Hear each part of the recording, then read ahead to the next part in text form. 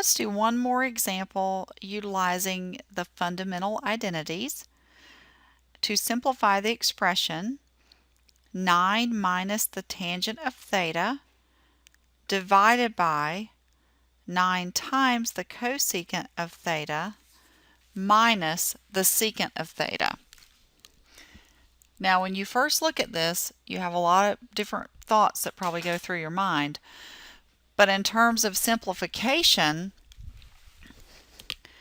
one thing you can do as a strategy is to convert tangent, cosecant, and secant to their equivalents as close as you can get to involving sine or cosine, and then kind of see what the algebra does. So for example here, I might have 9 minus tangent, which is sine of theta over cosine of theta, completely divided by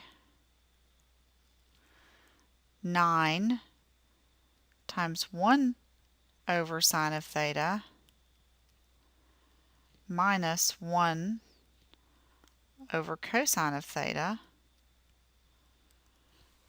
and get it to sines and cosines, and then I would need to stop and think about this, okay?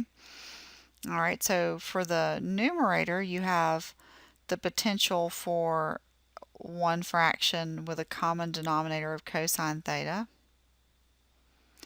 and that would force your new numerator to be 9 cosine theta minus sine theta. Okay, all divided by, now you have 9 divided by sine theta minus cosine theta, minus 1 over cosine theta, which has a common denominator of sine of theta, cosine of theta.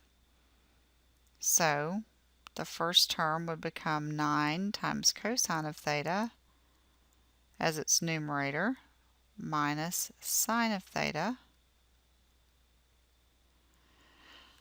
And in algebra, when you're dividing by a fraction, that's the same as, we say, multiplying by the reciprocal. So we would have 9 cosine theta minus sine theta divided by cosine theta in the complex fractions numerator, divided by the other fraction, which means you would then multiply by sine theta, cosine theta, divided by 9 cosine theta minus sine theta. Your algebra teacher may have used the terminology invert and multiply. And I want you to notice that this entire term and this term are exactly the same, and therefore in this scenario cancel each other out.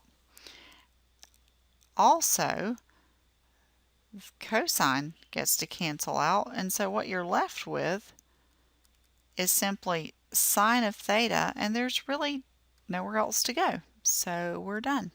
That's how you simplify. And that's just a suggestion on my part. Sometimes you can be more creative than this, particularly if an identity has squares in it. But in general, if you don't see squares or powers of trig functions, I would probably say converting to sines and cosines and then doing some algebra might help you out.